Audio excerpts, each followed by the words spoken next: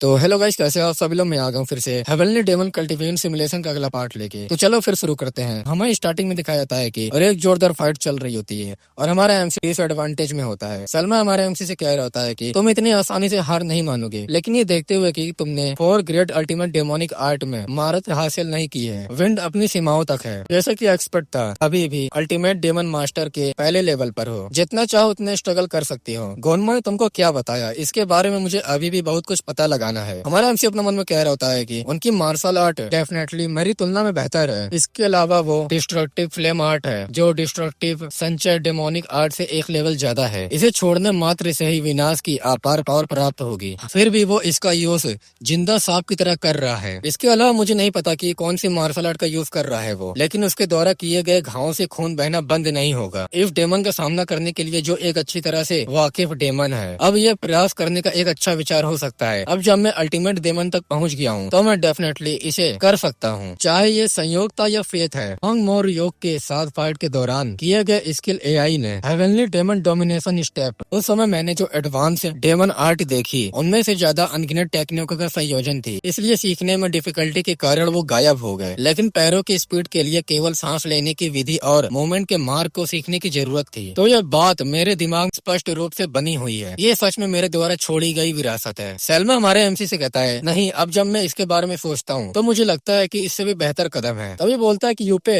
हुआंगे, तो वो लोग आ जाते हैं और कहते हैं कि हाँ मास्टर, हमें कमांड दीजिए। हमारा एमसी अपने मन में कहता है, क्या गोनमा ने मायू पर हमला करते समय उसे नहीं मारा? सेल्मा कहता है कि उसके सबऑर्डिनेट आस पास ही होंगे, वो डेफिनेटली ज्यादा दूर तक नहीं जा सकते थे, जाओ उन्हें कैप्चर कर लो। तो वो लोग बोलते हैं कि ठीक है मास्टर। और ये बात सुनकर हमारा एमसी एकदम गुस्से में था और कहता है कि वहीं रुक जाओ, और अटैक करता है। लेकिन हमारे एमसी के अटैक को वो डिस्ट्रॉय कर देता है और हमारे एमसी पे एक जोरदार अटैक करता है, जिससे हमारा एमसी जमीन पे गिरता है और जमीन में एकदम टूट जाती है। और अपने मन में कह रहा होता है कि अपने सबऑर्डिनेट को देखकर इन कमीनों से मर जाओ। सबसे ज्यादा मुझे इसी से नफरत है कि हमारा MC heavenly demon dominating step का यूज करके उस पे अटैक करता है। ये देख के वो कहता है, सलमा, क्या ये हेवनली डेमन डोमिनेटिंग स्टेप है? गुस्साते हुए कहता है, ऐसा लगता है कि मुझे सच में तुम्हें टुकड़े टुकड़े कर देना चाहिए। एक बेकार पर्सन हेवनली डेमन की मार्शल आर्ट का यूज करने का साहस करता है। तुमने ऐसे सुप्रीम पर्सन की मार्शल आर्ट यूज करने की हिम्मत कैसे की? और अपनी पावर को रिलीज करने लगता है और हमारे एमसी पे आके अटैक करता है। लेकिन हमारा एमसी उसके अटैक को डॉज करता है, फिर से हमारे एमसी के ऊपर अटैक करता है, फिर से हमारे एमसी इसके अटैक को डॉज करता है। सलमा कह रहा होता है, क्या तुमको लगता था कि केवल तुम ही इसे जानते थे? तो हमारा एमसी कहता है कि मेरे सामने से हट जा। फिर से हमारा एमसी इस पे अटैक करता है, लेकिन वो अटैक को डॉज कर रहा होता है। और हमारा एमसी कह रहा होता है कि तुम सन ऑफ बीच, मैंने कहा ना मेरे सामने से हट जाओ। फिर हमारा MC destructive flame art use करता है और वहाँ पर एक जोरदार अटैक होता है और वो दोनों ही पीछे हट जाते हैं। और हमारा एमसी कह रहा होता है कि डैम इट, मेरी क्यूआई लगभग खत्म हो गई है। तभी हम देखते हैं कि सलमा तेजी से आके हमारे एमसी के गले को पकड़ लेता है और कहता है कि ये कमीना तो डिस्ट्रक्टिव आर्ट का भी यूज कर रहा है। और हमारा एमसी कह रहा होता है कि तुम्हारा गुस्सा गलत नहीं है, क्योंकि मैं 4 ग्रेट अल्टीमेट डेमोनिक आर्ट की डिस्ट्रक्टिव आर्ट का यूज तुम्हारे सामान लेवल पर कर रहा हूँ। भले ही मैंने उनमें ज्यादा महारत हासिल नहीं की है, लेकिन तुम्हें देखकर लगता है कि तुम इससे गुस्सा हो। तभी हम देखते हैं कि वो अपने स्वord को उठाता है और अटैक करने वाला होता है, लेकिन तभी उसे आवाज आती है कि हम उन्हें ले आए मास्टर। और हम देखते हैं कि हमारे एमसी के सबऑर्डिनेट को वो लेके आ जाते हैं। सलमा हंसते हुए कहता है, क्या जब तुम अपने सबऑर्डिनेट को देखते हो तो तुम्हारी आंखों में बहुत इसने नहीं होता? ध्यान से देखो कमीने। तभी हम देखते हैं कि योरियम के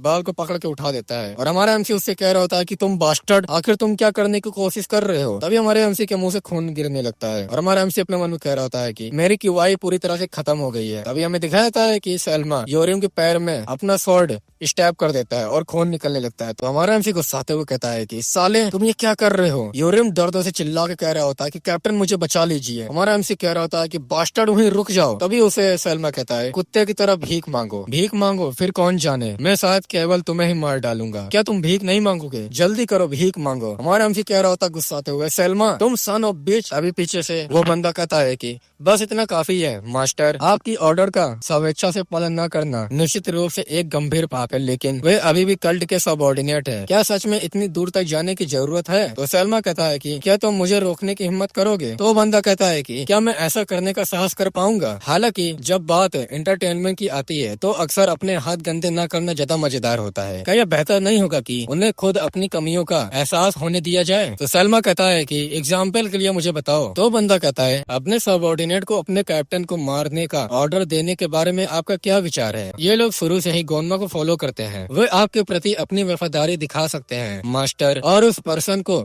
डिस्ट्रॉय कर दो जिसने अपने हाथों से घोर पाप किया है। क्या इससे उनके कार्यों को ज्यादा मूल्यवान अर्थ नहीं मिलेगा। तो सलमा ये सब सुन रहा होता है और वो कह रहा होता है अपनी आंखों के सामने अपने सबऑर्डिनेट को कष्ट सहते देखना अपने आप में ही नर्क है, ये सब एक साथ खत्म कर देना वास्तव में उसके लिए बेहतर होगा। तो सलमा कह रहा होता है यूरिन से, क्या तुम जीना चाहते हो? अगर ऐसा है तो फिर उस कमीने को अपने हाथों से मार डालो, क्या तुम ऐसा कर सकते हो? ये बात सुन के हमारा एमसी एकदम चौंक जाता है और एकदम हैरान होता है। हमारा एमसी अपने मन में कह रहा होता है क्या ये फेथ का फेयर है? मेरे प्रीवियस लाइफ में मुझे यूरिन ने धोखा दिया और मार डाला और अब यूरिन स्वॉर्ड उठाकर मेरे पे आ रहा है। सलमा कहता है मैंने पूछा कि क्या तुम ऐसा कर सकते हो? और हमारा एमसी दर्द से कह रहा होता है कि यूरिन, तो यूरिन कहता है कि मैं कर सकता हूँ। ये बात सुन के हमारा एमसी एकदम चौंक जाता है। सलमा कह रहा होता है वो क्या था, दोबारा कहो। तो यूरिन कहता है कि अपने हाथों से मैं मारूंगा, मैं उसे जान से मार डालूंगा, और जा रहा होता है। और हमारा एमसी अपने मन में कह रहा होता है कि जैसा कि मुझे उम्मीद थी, लेकिन उन्होंने मेरी सोच से भी ज्यादा आसानी से एक्सेप्ट कर लिया। और हमारा एमसी यूरियम से कहता है कि यूरियम नहीं। तो यूरियम कहता है कि कैप्टन मुझे माफ करिएगा, लेकिन मैं जिंदा रहना चाहता हूँ। और हमारा एमसी अपने मन में कह रहा होता है मैंने इसे नजरअंदाज करने की बहुत कोशिश की, मैंने अपने आप से कहा कि यूरियम गद्दार नहीं था, सिचुएशन ने उसे मेरे साथ विश्वासघात करने पर मजबूर किया, मैंने इस तरह सोचने की कोशिश की, लेकिन अब उसे देखकर मुझे लग रहा है कि शायद मैं गलत था। तो हमारा एमसी उससे कहता है कि ठीक है, मैंने नहीं सोचा था कि मैं इससे बच पाऊंगा वैसे भी। और अपने मन में कह रहा होता है और क्योंकि मैंने यूरियम का असली बिहेवियर जान लिया है, इसलिए मैं इसे एक प्रकार का लाभ कह सकता हूँ। अब मैं इन चिंताओं को एक तरफ रख देता हूँ। यूरियम कहता है कि कैप्टन क्या आप इतनी आसानी से जाने की योजना बना रहे थे?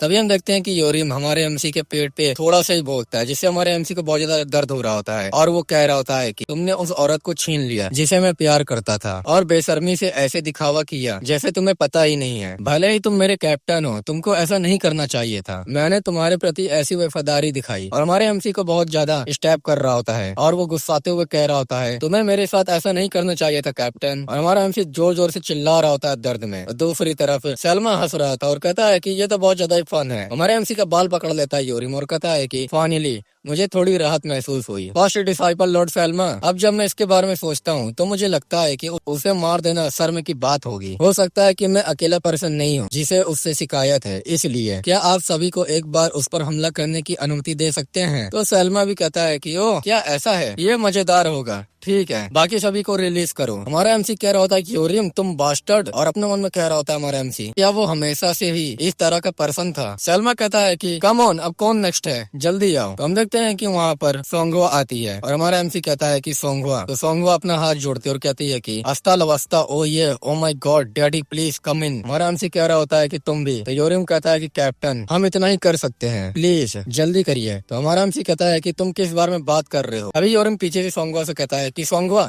जल्दी से टेलीपोर्टेशन प्रिपेयर करो। तो बोलती है कि ठीक है। ये देख के सलमा और बाकी सब एकदम चौंक जाते हैं और हम देखते हैं कि बाकी सबऑर्डिनेट एनिमी से लड़ रहे होते हैं और यूरियम सलमा पे अटैक करने के लिए बढ़ जाता है। और हमारा एमसी कह रहा होता है कि मुझे मत बताओ तुम लोग पकड़े नहीं गए थे, तुम मुझे सेव करने के लिए आए हो। तो सोंगवा कहती है कि मास्टर सब कुछ तैयार है। तो हमारा एमसी कहता है क्या मैंने तुम्हें भाग जाने के लिए नहीं कहा था? तो वो बोलती है कि मास्टर आपका बहुत बहुत शुक्रिया ऐसी लाइफ जीने देने के लिए, और अच्छा प्लेयर ढूंढिए। फिर हमारा एमसी वहाँ से गायब होकर कहीं और आ जाता है और हमारा एमसी कहता है कि क्या ये तो जियोक्सन का रेस्टोरेंट है, और अपने मन में कहता है कि मेरे पास ज्यादा समय नहीं बचा है। फिर हमारा एमसी गोल्डन बेल्ट का यूज करता है और सिस्टम पे लिख के आता है आपने पर्पल नेक्टर यूज किया है, आपने हेवन अर्थ स्नो लीफ का यूज किया है, आपने ग्रेट ब्लैक फायर एसेंस को यूज किया है, आपने इटर्नल हेवन एथरिंग पिल को यूज किया है। और हमारा एमसी कह रहा होता है कि ये कितना बेकार है, जब मैं अपने सबऑर्डिनेट को भी नहीं बचा सकता तो मेरी मदद करने से क्या फायदा? भले ही मैं मर जाऊं, मुझे वापस जाना होगा। सबसे पहले मैं अगले लाइफ के लिए जो कुछ भी ले सकता हूँ ले लूंगा। फिर हम देखते हैं कि सिस्टम पे लिख के आता है 1,30,000, 2,10,000, 3,30,000, आपके टूल बॉक्स में 10,13,000 गोल्ड कॉइन है। फिर हमारा एमसी वहाँ से भाग के तेजी से जाने लगता है और उसी तरफ जा रहा था। फिर हमारा एमसी वहाँ पहुंच जाता है और जैसे कुछ देखता है तो एकदम हैरान होता है और हम देखते हैं कि बहुत सारे सबऑर्डिनेट हमारे एमसी के मर गए होते हैं, सिर्फ सोरियोंग एकदम जख्मी हालत में होती है, हमारे एमसी के ऊपर गिरती है और हमारा एमसी कहता है कि सोरियोंग। तो सोरियोंग कहती है कि कैप्टन आप वापस यहाँ क्यों आए हैं? तो हमारा एमसी कहता है कि मुझे माफ कर देना, अगर मैं स्ट्रॉन्ग होता तो तुम लोग को बचा लेता। तो सोरियोंग कहती है कि हम इतने भी बेकार नहीं है, कोई जवाब नहीं दे सकता, हम बस चलते रहेंगे। अंत में ये इस प्रकार है, अगर हमारा अलग होना तय है, देर हो चुकी है, लेकिन फिर भी क्योंकि हमारे पास थोड़ा समय है, कम से कम आज से ही ये पहला दिन है हमारे लिए कैप्टन। और हमारे एमसी के बाहों में ही मर जाती है सोरियोंग। फिर हम देखते हैं कि वहाँ पर सलमा आता है और सलमा कहता है तुम्हारे सबऑर्डिनेट ने तुमको भागने का मौका दिया तो तुम वापस क्यों आए हो? क्या ये सिर्फ रोमांस के लिए था? तुम्हें ऐसा कहना चाहिए था, मैं तुम्हें टुकड़े टुकड़े कर देता ताकि तुम्हारा ड्रामेटिक रियूनियन हो सके। अरे तुम रो रहे हो। और हम देखते हैं कि हमारा एमसी बहुत जो रो रहा होता है और वो देख के हंस रहा होता है और कह रहा होता है कि ये कितना बेकार है। अल्टीमेट डेमन तक पहुंच जाने के बाद भी तुमने भावनाओं को उस सीमा तक कंट्रोल करने में असमर्थ होना। और जोर जोर से हंस रहा होता है और हमारा एमसी कह रहा होता है कि मैं तुम सभी का कसम खाता हूँ, मैं आज ही मर जाऊंगा। मरने के रास्ते से लड़ते हुए भी मैं शायद तुम में से किसी को भी अपने साथ नहीं ले जा पाऊंगा, लेकिन मैं तुमसे एक बात का वादा जरूर कर सकता हूँ, तुम मुझसे फिर मिलोगे और जब तुम ऐसा करोगे ये अब से अलग होगा। और हम देखते हैं कि हमारे एमसी ने सेक्रीफाइस ब्लडी चैनल को ओपन कर लिया होता है और कह रहा होता है क्योंकि मैं सब कुछ खत्म करने जा रहा हूँ, चाहे तुम अल्टीमेट डेमन हो या कुछ और।